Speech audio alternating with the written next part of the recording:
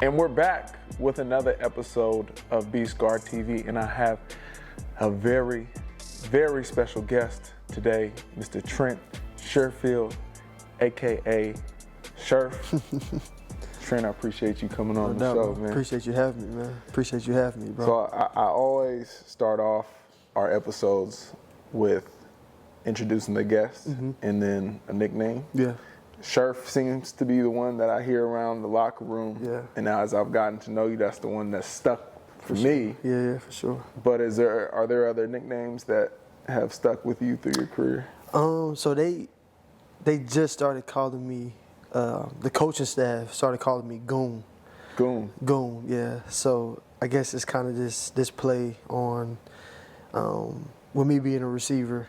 And being a guy who's willing to block and, you know, do all the dirty work, they call that, I guess they call that the goon. The goon. Yeah, so Mike calls me the goon, and a couple of the other guys, they'll, like the linemen and stuff like that, they really appreciate it. They call me that. But Sherf, Goon, even when I was in college, people would say the sheriff, you know, so.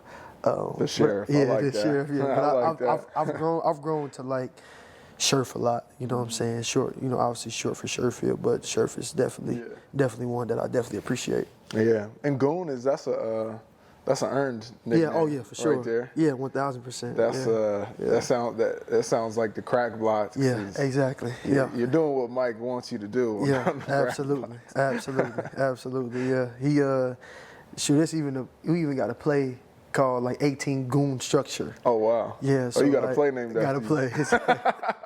Absolutely. It's not a pass play, but you know, it's you know, for me, bro, I just whatever I can do to help the team win. Like I love the game that much. Like, you know, if it's a skill set that I can, you know, that I'm good at, that I can excel at, then, you know, I'm gonna put my best foot forward. So Yeah, no, that's a great way to be.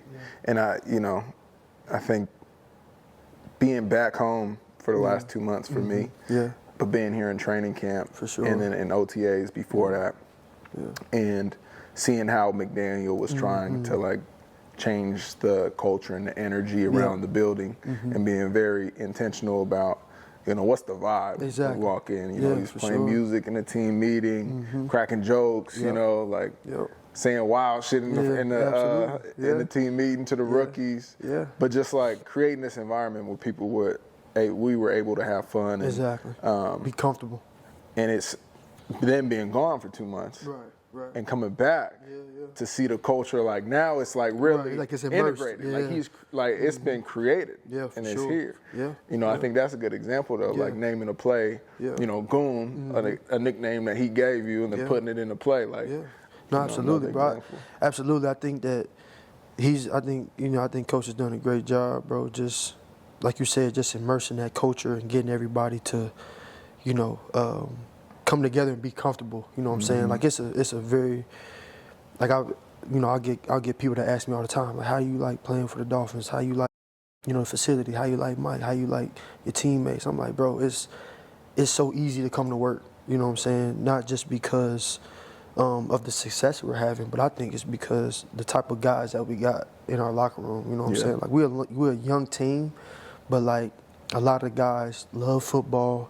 You know what I'm saying? A lot of guys are jokesters, but they're also serious about their work. Like I feel like we got the right mixture. You know what I'm saying? Like we don't got too many old guys who are super serious, or we don't got too many young guys who are like don't know what's going on, ain't never been nowhere, nothing like that. So got the right mix, man. So that's a good balance for sure. Yeah.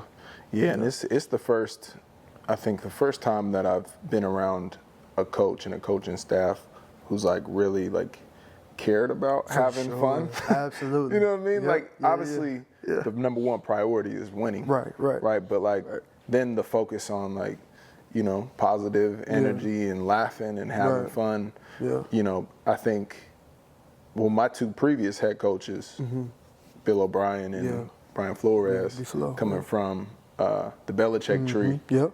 And you know, Belichick runs a tight ship. Absolutely. So like as a byproduct of being under him for those years, OB and Flo, both of them ran a tight ship. Right, it wasn't that you couldn't have fun. You could definitely have fun, but it wasn't as intentional of like, this is going to be a fun workplace. For you know sure, what I mean? For sure. Yeah, I think that you got it, like we said, bro, you got to have that balance. You know what I'm saying? Like, you got to be able to, and I think our coaches, they know how to read a room, and they also know how to read a team. You know what I'm saying? And so, with Mike coming in, and obviously everything that had went down with, Flo and everything like that. Like, I wasn't here. I wasn't here for that.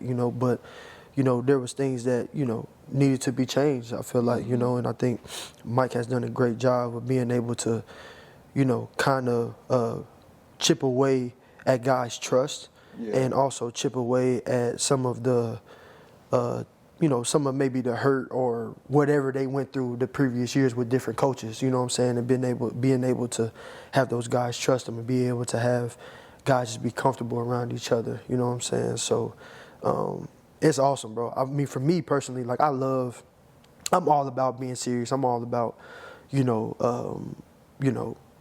a professional and everything like that. But I've also had to learn too, like, bro, you got to be able to have fun, you know what I'm saying? Because I feel like the moment you start to, just keep, you just had this so locked in mentality that, you want to be professional all day, every single day. You don't want to have any fun. It's like, that's when things don't really go the way that you want them to go. You know what I'm saying? Like, you got to be able to have that balance. You got to be able to laugh, joke, and you just got, like they always say, you got to enjoy the process. So I think that that's a big part of it. Like, you got to be able to have fun. You got to be able to play music in the team meeting room. You got to be able to, crack on the rookies or whatever it may be. So yeah. No, yeah, that's real. That's real. I think that balance is important. Yeah. And sure. For me, like being under those coaches that I was, and being in those organizations at the time that I was with OB and Flo, like the structure that they had in place and the attitude that they had us coming into work every day with was one that like helped me. Yeah, for sure. You know what I mean? Absolutely. Like, absolutely. And like a fun workplace. Like, forget about that. You know, I'm coming in and I'm dialing in my routine. I'm working as hard as I could possibly work. Like, I'm being as physical as I could possibly on the field. Absolutely. And this was what they was preaching and what they were creating. So I do agree. Like, there is a balance because you can see. There's good that can come from both approaches. Absolutely. And I think, like, at the end of the day, regardless of whatever style you have, I think coaches can have different styles, but like the leadership qualities at the end of the day, like, does the team trust this man that's in the front of the room? How does he communicate that? Like, and just being intentional about certain elements of their job from a coaching perspective. And I think, like, from coach to general manager and also to like the team owner, I think that like it really starts at the top and like how intentional are the leaders, because then it all kind of trickles down, right? Then it's the captains on the team. That's then true. It's like the leaders of the position rooms, and it's obviously the position coaches, and it's all just like trickles down. That's true. And true. it starts at the top. Yeah, no, for sure. I think the thing that you mentioned, bro, about your routine, bro, I think, when was that? I think it was like in like phase 1 or whenever when you was coming in early. You was getting your stretching in. This is before you had you had to take your hiatus, get your foot together and everything like that. You was coming in, you was stretching, and we was always in at the same time. And I remember one time you was like, "Hey, bro, like, my name be Scar, like I'm chilling," like, but I knew right then and there that you were a guy of principle and you were a guy of a routine. You know what I'm saying? Because you get that feel being on different teams. You know what I'm saying? Especially for me, I know for you too. You'll have those certain guys who that's like, okay, this dude got a routine. You know what I'm saying? Because he coming in every single day. He coming in and he doing the same thing every. You know what I'm saying? However it looks. So that just when you said that just sparked my. That just re-sparked my memory, bro. That. So yeah. The early morning crew, the breakfast club, in there. Absolutely. Yeah, I think it's so important, bro. Like, I was an undrafted guy. You were an undrafted guy yourself, and it was like, how we gonna find our edge? Absolutely. There was 7 rookies, maybe more, that were prioritized above us our rookie year. Easily. It's like, okay, well, there's 90 guys in this locker room right now in training camp. It's going to be whittled down to 53. How am I going to like weasel my way into like one of those 53? Absolutely. And for me, luckily I had a lot of like mentors and people that were kind of like coaching me up to, hey, this is how you should approach like your job and be a professional. But I found kind of naturally like having a routine and having structure and discipline and like and really taking it seriously was the best way to end up making the team and end up sustaining for sure in the league. And I think that's something that from like maybe even a young age and just being around like my pops, he ran track when he was in college. Gotcha. Did the Olympic trials in '96.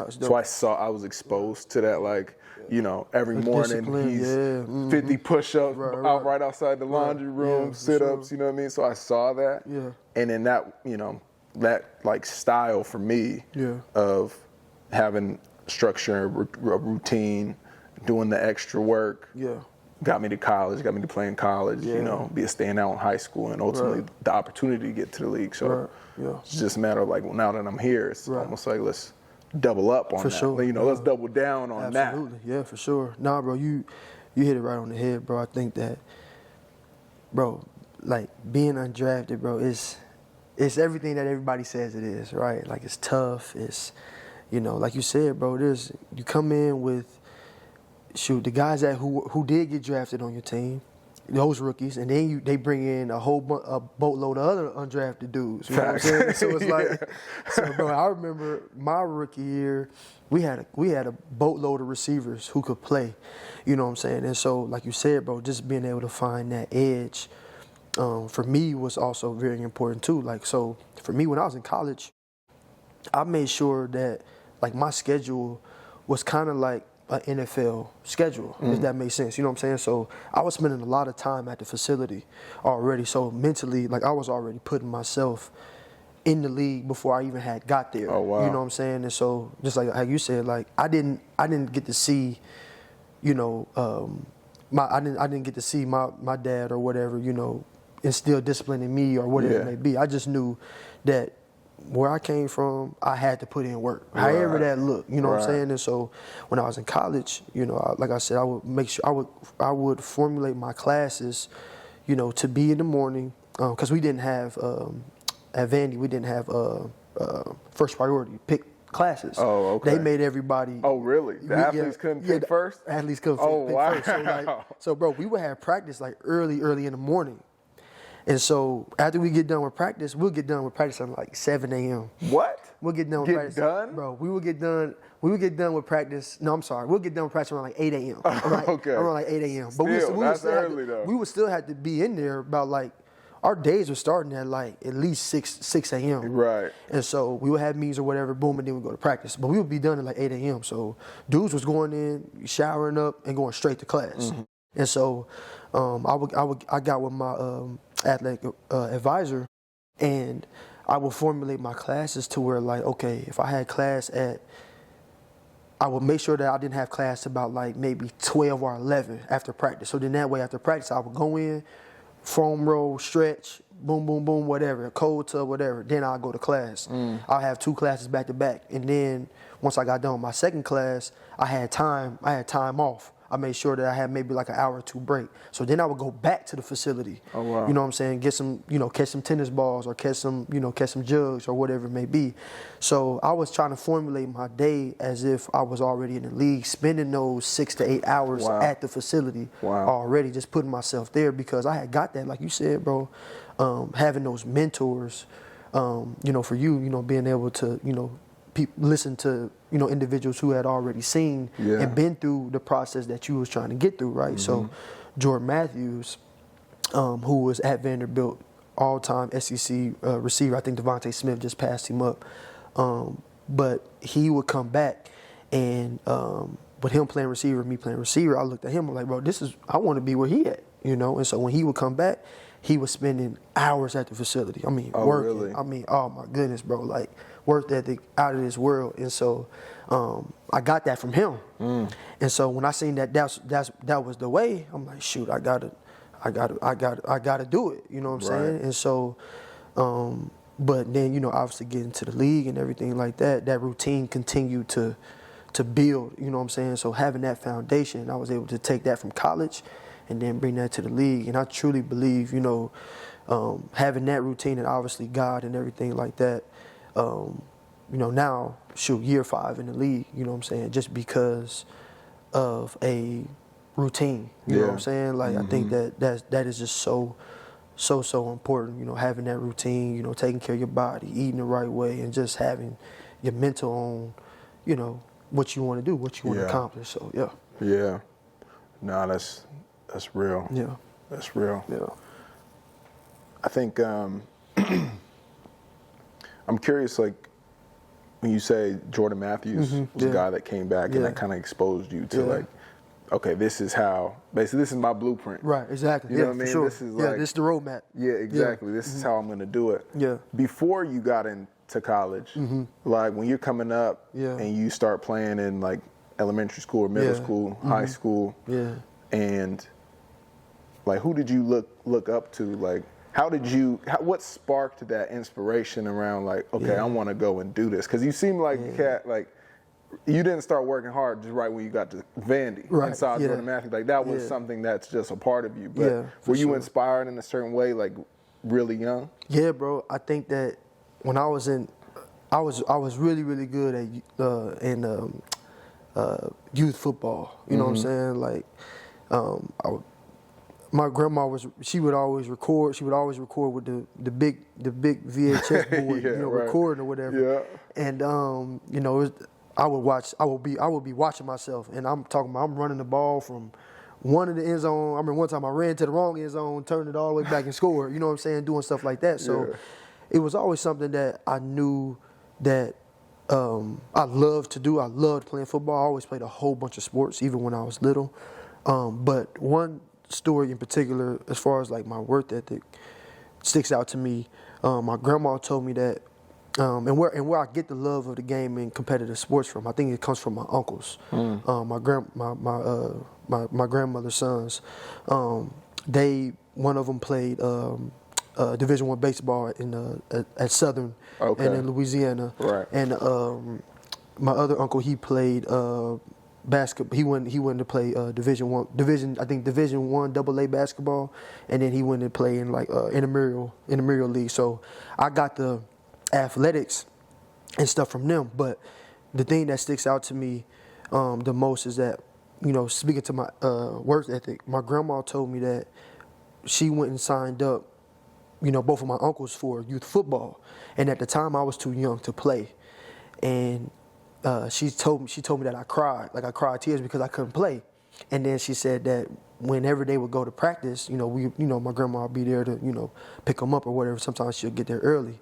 I would get out the car and I would be running laps with them. Oh, wow. You know what I'm saying? At a very, very young age. You know what I'm saying? Right. Like, I don't even remember that, but she, you know, and she obviously did, and she told me that, and I was like, that's where it comes from. Damn. You know what I'm saying? And I think that, like the professionalism, you know, that I try to carry each and every single day also comes from my grandmother too. Like, my grandma's been working at Walmart for like almost 16 years, but like the way that she keeps her register clean, like the way that she goes about her, you know, just the way she does everything, it's a like a spirit of excellence, bro. Like, she just, it's no nonsense. Like, you would think that, oh, I'm just a Walmart greeter or register. Like, nah, bro. Like, she doing it to the full extent, and like, she has people who only come to her. Oh, wow. When they come and check out. Really? You know what I'm saying? Yeah. So it's like, and I just know that you know, that work ethic, that professionalism comes from that, you know what I'm saying? And so once my uncles were in high school and getting ready to go to college, my uncle had got a letter from University of Illinois for baseball. And I seen the mail at my grandma's house. And I'm like, dang, like what is this? I opened it up, and it just said that, you know, they were expressing interest in my uncle to come and play baseball. Like, you opened up the letter? Yeah, I opened it up. I'm like, I want to see what this is, because it said Illinois. Because by that time, I knew what college was and everything that. And so how old are you about? I think I'm in like middle school, like 8th grade or somewhere around there. So at that time, like, I was playing youth football, but like at that time I knew I wanted to go play college ball. Right, you knew it was but going like on.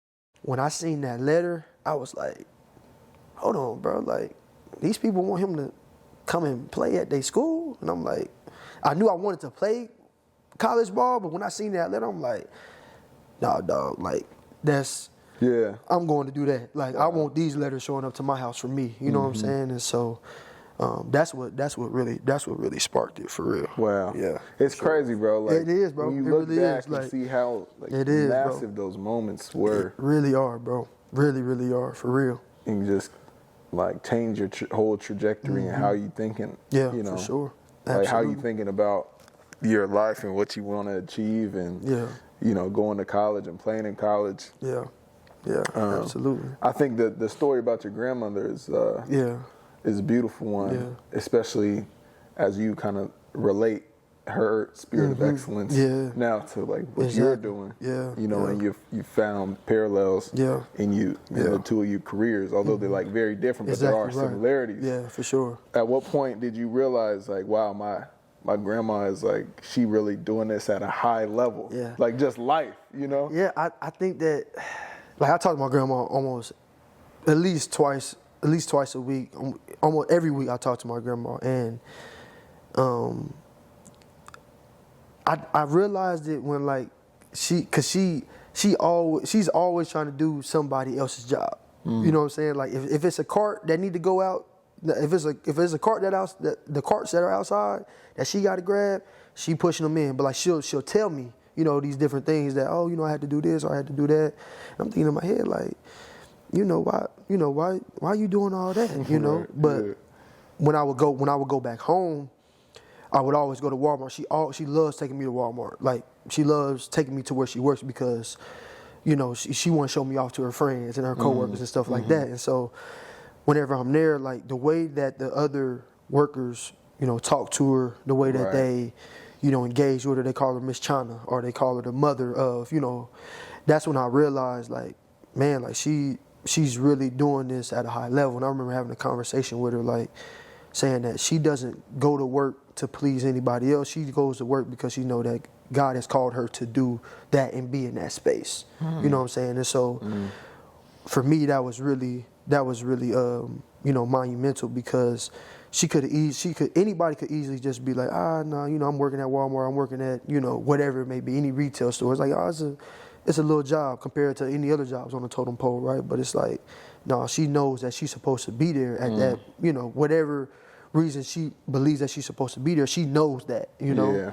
And so that's what made me realize, like, man, like, you know, it was really impactful to me, you know what I'm saying? Because it made me realize that here I am doing something that I love, you know, to the utmost, and something that I've been wanting to do since I was 5 years old. Like I'm pretty sure my grandma didn't write on her paper what she wanted to, you know, when she was a kid, say I want to be a Walmart, you know, cashier. Like nah, but like, you know, she's approaching it, you know, in that way. You know what I'm saying? And so that's a beautiful thing about it, though. Yeah, that's powerful, yeah, bro. for sure. For real, yeah, bro. Yeah. And the little things like keeping her register clean. Yeah, bro. Right, like I feel like for me at least, it's definitely taken a level of maturity to realize how important something like that is. Oh yeah. You know, and right now I'm kind of experiencing this shift, especially coming off the last 2 months where I was like, you know, I didn't have meeting times, I didn't have practice, I didn't have like my day scheduled out for me. So I leaned way back into like, you know, before college days, basically. Like it was a total new like chapter in my life. For sure. Me. Basically just kind of like building out my days and what is my day going to look like? Absolutely. Essentially unemployed, but like trying to get back, right? Exactly. So what does that look like? And like, you know, wanted to take it seriously, and so I want to perform at a high level when I'd be performing at a high level if I'm in the building. So now that I'm out of the building, does that mean I'm not? No.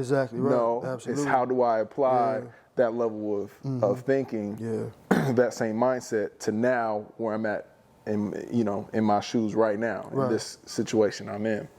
And like, you know, the little things of keeping your room clean, Absolutely. or making the bed, or like, you know, now coming back, making sure I keep my locker clean. Absolutely. You know, I'm staying in the hotel. Yeah. You know how easy the hotel could get dirty, bro. Easy. That Renaissance. When you living out that suitcase, man, things just start flying everywhere. You ain't lying. Everywhere. That's the truth. That's the truth. And it's like now I'm like, okay, let me keep my room clean. Because one, it's gonna make me feel better when I come back. But then like why live in a dirty space? Exactly right. You know what I mean? And sure. I guess taking that kind of like little nugget just around, like that's a level of doing something the right way. Absolutely. That may or may not, but probably will like trickle over to you know, the other aspects of your life. Yeah, no, I would say, bro, that so I got a ton of stories about my grandma, bro. But another story is that she had this red. So before she was driving a green Taurus, green beat up Taurus, and I mean she would keep it clean, bro. Like on the outside it was beat up, but bro, when I tell you it was spotless, it was spotless. Like it was clean. Same way with her house. Like she has her decorations, you know, with angels and you know different angels of statues and everything like that. And so, but I'm telling you, one of them could be tilted a little bit to the right, and she was like, Trent, fix that. I'm like, Grandma, it ain't even. She's like, no, fix that. So like, yeah, you got that point down there. I'll tell you, fix that point is exactly it. I'm telling you, like, I need you to fix that. And so every Sunday, bro, she would make me get up underneath that table. I'm talking about wipe that thing down, put the statue where they supposed to go, and she had a red van too. A red van that was beat up, but it was always clean.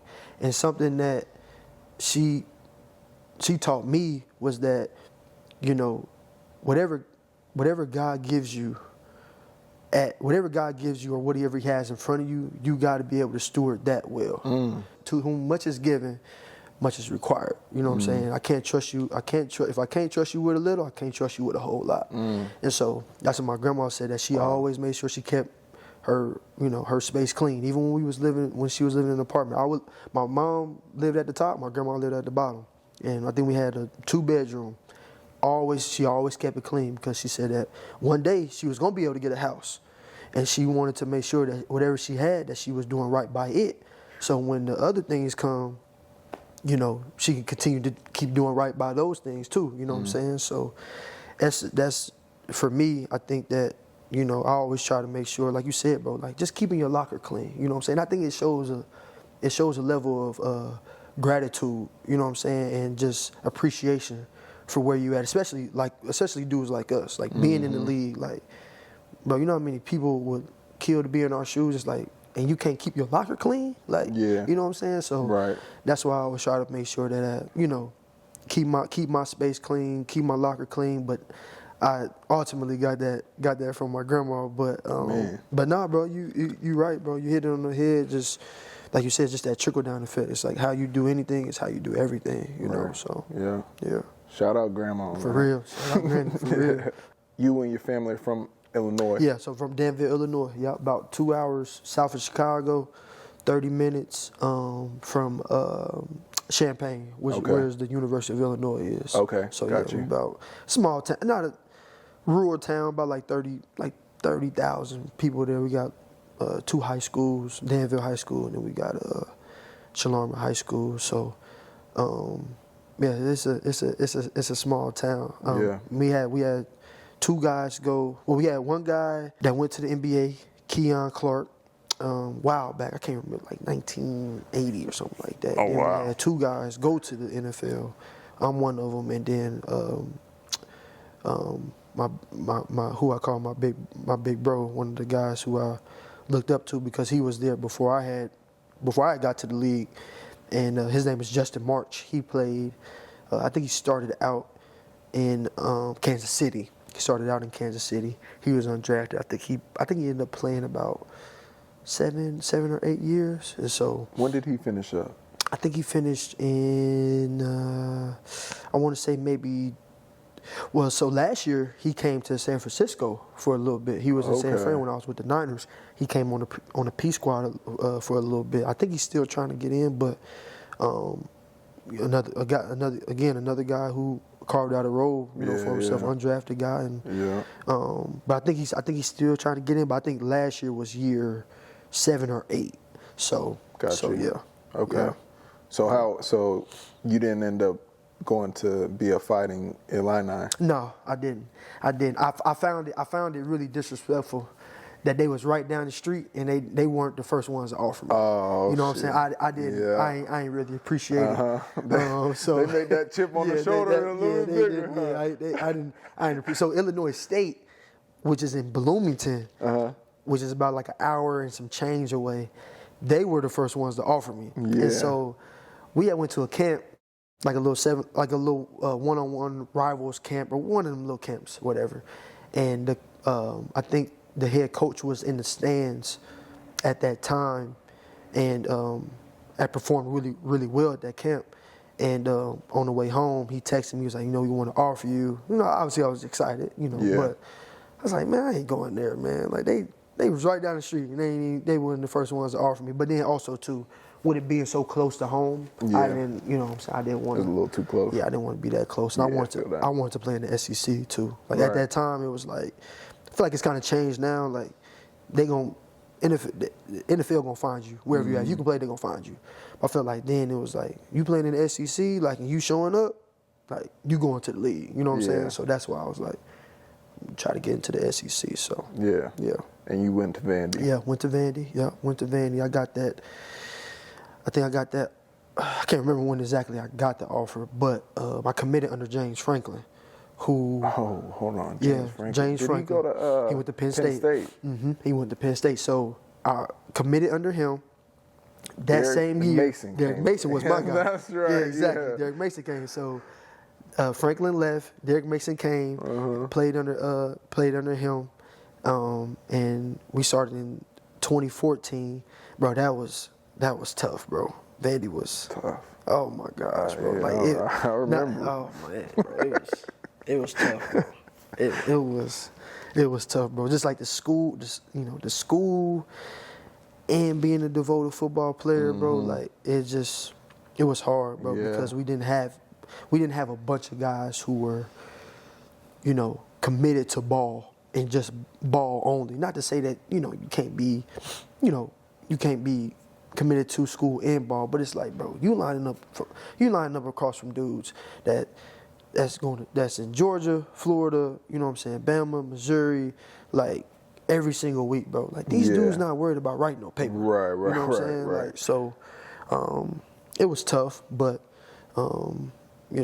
ultimately I think that it was something that I had to go through. Now I got that degree. Can't nobody take that from me. You know what I'm saying? So you spent 4 years? 4 years. Okay. Yeah, 4 years. 4 years. It was tough. School was tough. Yeah, there? it was tough, bro. It was very rigorous, bro. Yeah. Like it was very challenging because, like, especially being like a young man at that time too, like not being like a full grown adult. You know what I'm saying? Like, you want to go play football, you want to do this, but it's like, and this is taking everything out of you, and you gotta make sure you on top of your game to go against these dudes that are going first round, second round, every single week.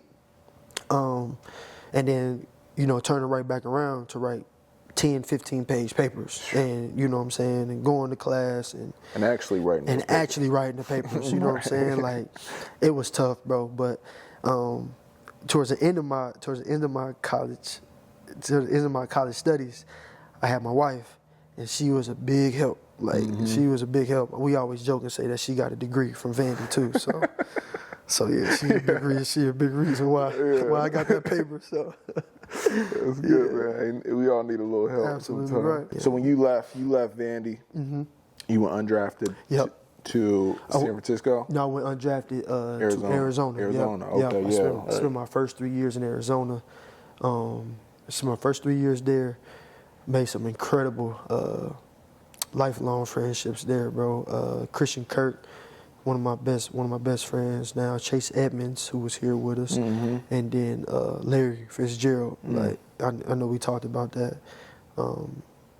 Like he really helped me shape, the man who I want to be on the field, off the field. Like really just changed my whole perspective Like he took me, Chase and Kirk under his wing and like literally just taught us everything that he could while he was still in the league. And we caught him on the back end of his career.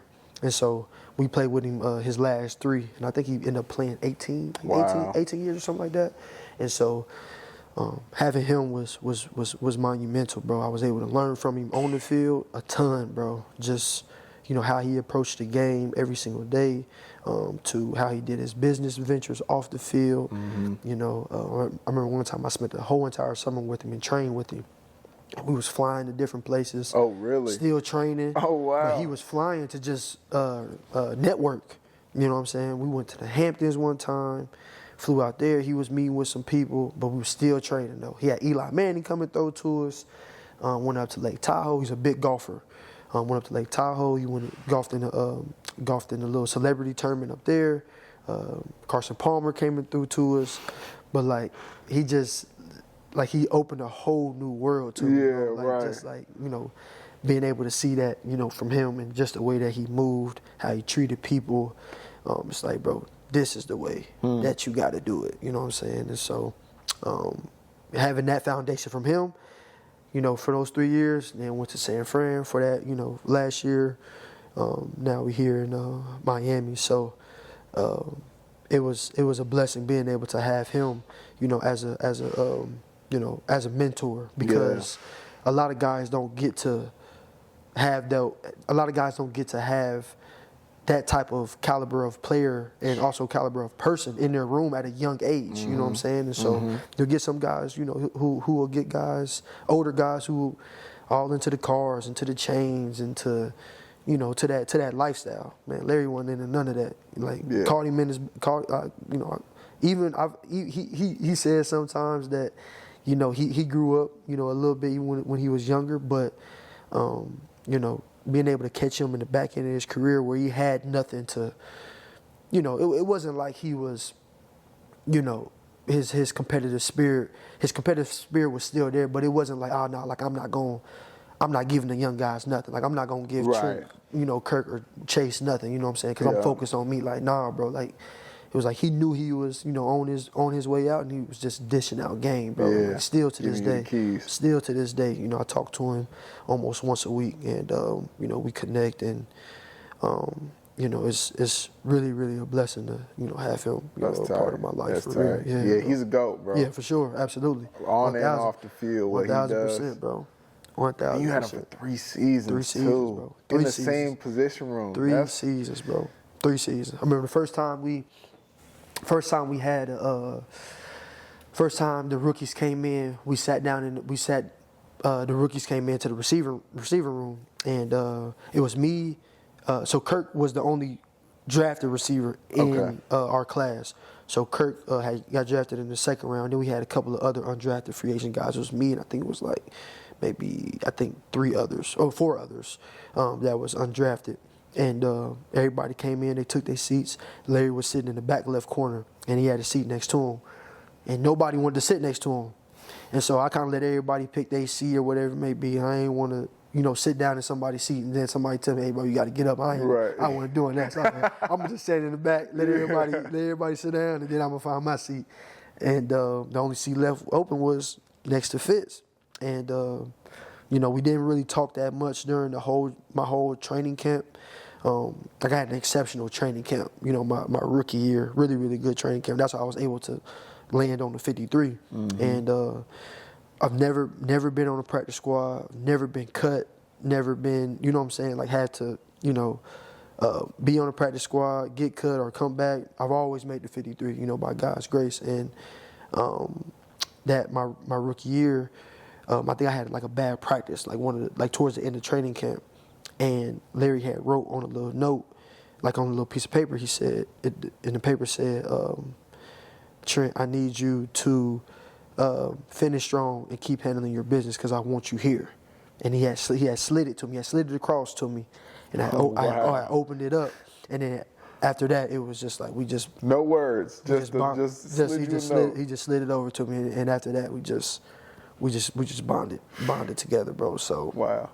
So yeah, bro, it's kind of like, I don't know, like it was almost kind of like that. So like that seat being there, And you know, I don't know, bro. It's just because he always said that like he tried to, you know, pass down a lot of game to, you know, the younger guys who came, came after him. He was there for 18 years, you know what I'm saying? So you got to imagine all the guys that he's seen coming out the receiver room, you know what I'm saying? And he said that a lot of guys just, they didn't want to, you know, listen to what he had to say or buy into what he had to say. And I'm thinking in my head, like, bro, they crazy. Like, bro, I'm listening to anything and everything you got to say. Like, because you doing it the right way. I want to do it like you. So, however, whatever advice you got, whatever knowledge you got, like, bro, I need it. I need it all, bro. And he wasn't stingy with it all. Still to this day, he's not. So, yeah, it was dope, bro. That's tight. It was really, really dope. And you got an off season with him too. Exactly. Which that's like a whole that adds a whole different element to the game. Yeah. So it was me and so he's really cool with Andre Roberts. Okay. Really cool with Andre Roberts, and we would always Fitz has a crib up in Minnesota, and he always goes there to train when in the off season. So Dre would always go there too. And I was like, man, I need to go train with Fitz. You know, I want to lock in, you know, get better, get prepared for the season coming up. And I was like, bro, ain't no way, like, you know, I don't take this opportunity. Like, he was like, we gonna be traveling, we gonna be traveling, we gonna be. We getting a flight to Honolulu. Yeah, right. Let's go. So that's what they heard, flights. That's what they heard. But yeah, he was saying like we're gonna be traveling a lot and everything like that. And so I was like, bro, let's do it. And bro, I'll never forget that experience, bro. Like it was dope, bro. It was dope. Man. Why Minnesota? What? That's where he's from. There? That's where he's from. He's from there originally? Yeah, he's from Minnesota. Okay. That's where he's from. Yep. Huh. That's where he's from. And so y'all was flying around. Yeah. Going to take business meetings in the Hamptons, but call training. Eli Manning to come meet y'all to so throw. His whole deal was we would get in, we would fly in, wake up in the morning, always train at 8 o'clock, run our routes, catch, and then it was golf or connect. He was going to connect with somebody. But at that time, I was just training and going back to my room, you know what I'm saying, or you know, to my hotel room wherever we were staying, because I didn't have that business mindset, or like I wasn't playing golf at that time. And I remember one time on the way back from another place that I left out, we went to Martha's Vineyard over in Boston. He took me and my wife. We went out there, and on the way back, he was telling me him and his trainer James Smith, who is now my trainer now, who I used to train me, and he was saying that, man, Trent, you got to find something that you can bring to the table. And I'm like, what you mean? He like what do you like to do outside of football? Mm-hmm. You know what I'm saying? And so like I realized like, dang, okay, like I need to figure that out. And, you know, so now like I'm involved in real estate, you know, opening up businesses, restaurants and stuff like that. And so I want to get into franchise and everything like that. So because he wouldn't be able to go to these different parts of the world and connect with these different, you know, these people if he was just all about football. Like his mind is, you know what I'm saying, it's not just narrowed on football. It's totally open to, you know, business ventures, you know, golfing and everything like that. And so like now I'm golfing, you know what I'm saying? And, you know, because I know that, you know, in order for me to get into those doors, in order for me to sit at those tables, it's like, okay, I need to have a broader mindset than just football, you know what I'm saying? So that's what I mean, where I feel like he's like literally changed the trajectory of, you know, the way I'll be living, and the way I'll be thinking too. You know, so yeah, that's real. How's that golf swing looking? It's pretty good, bro. It's pretty good. Terrible, I went and played in Baker's Bay on the bye week with Christian Kirk and Trevor Lawrence, and I was hitting it pretty good. Yeah, I was hitting it pretty good. It's something that it's a peaceful game, bro. Like sometimes it is, but you gotta keep it. You gotta keep it peaceful because if you don't, that's when your swing getting all jacked up, and it's like, nah, bro, you gotta keep it peaceful, bro. Yeah. I gotta get my game right. Yeah.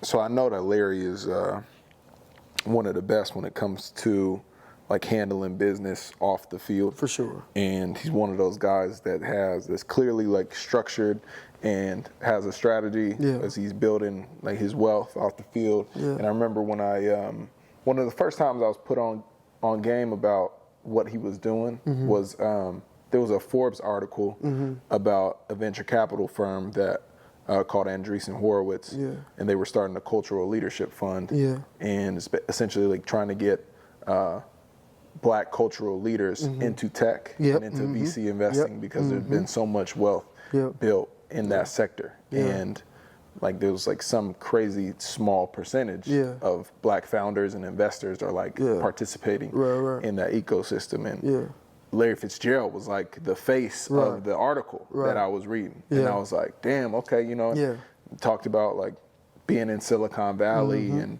how he was a part of this thing and helped Chris Lyons, who was like in Ben Horowitz, who was leading the fund, and how Larry Fitzgerald was playing his role in like helping them strategize, and he was kind of like the athlete that was the face of that, because they also have entertainers and musicians that participate, but Larry was kind of the spokesperson for sports and for athletes, and I was like, damn, okay, so he's clearly on his shit. Yeah, for sure. And I seen him at broadcast boot camp this past year, and I was telling you this the other day, like this man had a suit for every day, bro. They told us bring one suit for the shoot day. Yeah, exactly. Larry got a suit every day. I swear one day he wore 2 different suits. Looking sharp.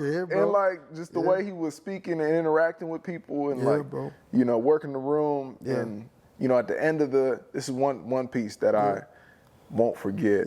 At the end of the broadcast boot camp, which essentially like the NFL will fly some guys together who or to LA who are thinking about getting into broadcasting after ball, and I like being on camera. You know, I like production, so I wanted to go. And Larry Fitzgerald, he was there, and after the 2-day program was over, and they had like spoken the final words, and we were all wrapping up. Larry was like, "Oh, excuse me." He took the mic from the guy who was leading it, and he stood up and he pointed to the back. He was like, I just want to say on the behalf of all the players here, like Tracy Perlman, who's an NFL executive who helped put it all together, just want to say thank you for everything that you've done. This is a great opportunity for us. The way that you structured this program and like, you know, everything that you've provided in this moment. Like, thank you. Absolutely. And that there, bro, the initiative to stand up in front of everybody and thank this woman who, like, clearly she did do a lot. She does do a lot. Absolutely. And it just meant so much, obviously, to her and to all of us, because, like, you know, thank you for speaking that. He just got it together, man. Bro, he's a true professional, bro, and he just emulates how you want to do life on an everyday basis, no matter what it is, bro. Like, even the suits and everything like that, it's like, I feel like he does that so he can continue, so he can have that professional mindset. You know what I'm saying? Like, he does not. When was this the boot camp? This was like June of this year.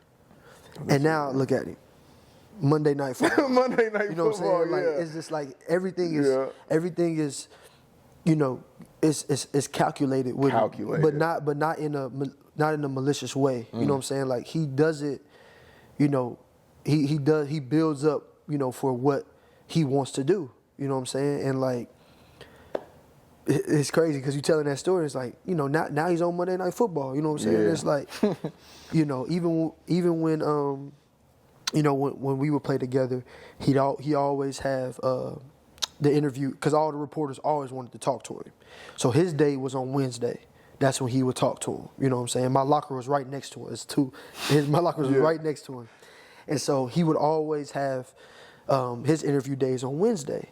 And, you know, the way he spoke to the media, the way he was able to connect with the media and, you know, talk to them, that's why I feel like he was able to land, you know, the Monday Night Football and obviously going through the boot camp and everything like that. But then also, too, post-game, they always wanted to talk to him post-game as well, too. You know, they always got the certain guys that they going to grab every single time. Like, Larry was like almost like a second quarterback, you know what I'm saying, for the franchise. And, but he always kept his suit on. I never understood it, bro. Like even even on away games, he always put his suit back on, getting on the plane to travel home. Yeah. And so like now I do that. Like I'm wearing my suit to the game and I'm wearing it to, you know, on the plane. But I feel like for me, it puts me in that professional business mindset mode. You know what I'm saying? Like, okay, I'm going to the game, professional. I'm coming out the game, I'm still a professional. Yeah. You know what I'm saying? And so, yeah, bro, it was, like I said, bro, it was a blessing, bro, being a young dude and being able to experience, you know what I'm saying, everything that he showed me, bro. It was super dope, bro. And like I said, even to this day, man, he still put me up on game, you know what I'm saying? That's like tight. Even to this day, bro. So, Yeah. yeah. That's amazing, man. Yeah. All right, we got a few of these questions. All right, let's do it. What is one fashion trend that you think needs to go or make a return? One trend that needs to go is definitely the stacked pants.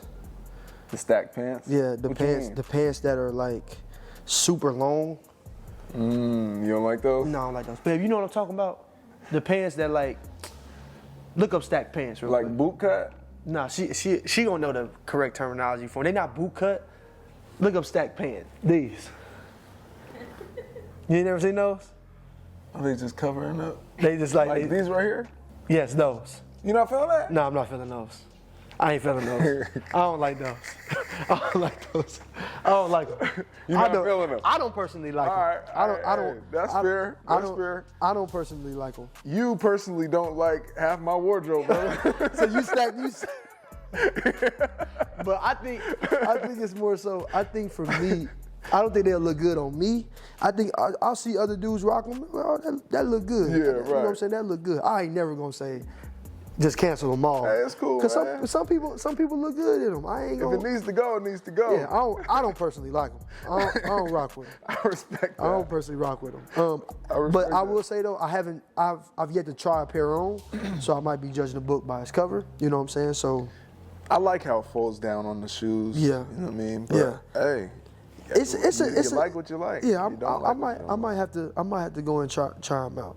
If you could live in any era besides the present, when would it be and why? Probably like that 85 to 90s. Like, you know, the Will Smith era, like the Fresh Prince of Bel-Air. Okay. Like, I think I really enjoy that type of music. You know what I'm Yeah. saying? Like that old, like having that old soul. Like I grew up listening to a lot of that music, you know, because my mom had me when she was 16, and I was born in 1996. But I think being like 20 in that era, you know what I'm saying, with Yeah. when the Fresh Prince of Bel-Air and just that swag, bro. Yeah. I love that black culture that was, Yeah. you know what I'm saying, that was evolving then. Hip hop was Yeah, real for sure. strong. Like the high top, the Kid and Play Yeah. era, like, you know what I'm saying? So, The Bulls. yeah, for sure. Yeah. Yeah, for sure, for Yeah. sure. Yeah. Okay, I like that. Yeah. What is the best catch of all time? The best catch of all time. I mean, you gotta throw the Odell one in there. Like, he caught the joint with 3 fingers. You know what I'm saying? Like, Was it 3 that fingers? was 3 fingers. He caught that joint like this. Really? The last time I that. seen it, he caught that joint. I feel like he caught it like this. I think he did. You see that picture all the time. All the time, You know, you bro. see Like, that it's- one, yeah, but I it's- didn't notice that it was 3 I think fingers. it went into his hands. I think I might be wrong, but I think it went in there and he caught it with 3 fingers. But you got to put that one in there just because. Now the one that I've seen in person, it has to be. Larry had caught a ball versus Tampa Bay. I think my second year. I can't remember the exact score or whatever it may be, but it was versus Tampa Bay, and he was running the out route, and the ball was kind of overthrown, and he got the ball and tipped it like back to himself and caught it, and he was on the sideline. He got his knees down. Oh, wow. And it was a catch. I would say those two, and then the DeAndre Hopkins versus the Bills. That was disgusting. That was crazy. I seen that was in person. With the Jordan glove. That was disgusting. Yeah, that was disgusting. Because he caught it, and he brought it down, and he still had it. Like, he just had it out there for them to take it, and they just couldn't take it from him. So Hop got the biggest hands. for sure. Like, they're stupid. He's wearing like 4XL gloves. And he has to cut. And he cuts them at the Because he can't even fit them. It's sick, It's bro. freaky. It's sick, yeah, for sure. But you had a great catch just a couple of weeks ago. Yep, absolutely. You wanted to get your inside scoop on some other great catches. Yeah, no doubt, man. I appreciate it. What's your go-to celebration? End zone, or what type of play are we making? Am I making a blocking play? Am I making like a big first down, touchdown? Okay. Because if it's a touchdown. Okay, I want to know touchdown. Okay. But I also want to know, like, that play where you just did your job well. Okay, touchdown, giving the ball to the ref. Just get the ball to the ref. It's just that professionalism. You know what I'm saying? Like, it's just the professionalism. You know what I'm saying? Like, you just gotta, act like you've been there. You know what I'm saying? And go back to doing your work. Now, when I do a first down, that's different. Like, I catch the ball, and I get the ball and I drop it. Like, I'm dropping the mic. You know what I'm saying? Yeah. So that's my first down joint. Big block or something like that. I normally just, I just go back to the huddle. You know what I'm saying? You're not a flex guy. I'm not really a big flex guy. But like when I catch the ball, like a big third down, or like, I catch it and I might get hit hard. I get up or whatever, like flex or whatever, something like that. Just to kind of. You need that. Exactly. You know what I'm saying? Because I feel like in that moment, the team kind of feeds off that energy a little bit. So like, especially like when you still driving, going down the field, you know what I'm saying? I feel like that helps out the offense, you know what I'm saying? Being able to continue to, get down and go put points on the board. So I like the professionalism in the end zone. Yeah, for sure. And I think half the time I don't know what to do anyway. So I'm just like, bro, just get the ball back to the ref. Yeah. Larry Fitz would be proud of that. For sure, absolutely. That's where I got it from. Right. Yep. I appreciate you coming on the show, brother. Absolutely, bro. I appreciate you having me. Yeah, this was a good conversation. Absolutely. And there you have it, folks. Another episode of B-Scar TV. Please be sure to shoot us a like, a subscription, give us a comment, leave some constructive criticism. Absolutely. We always want to get better. The pursuit of high-quality content is an endless pursuit. And I'm with my man, Trent Sherfield, a.k.a. Sherf. And we'll see y'all next time.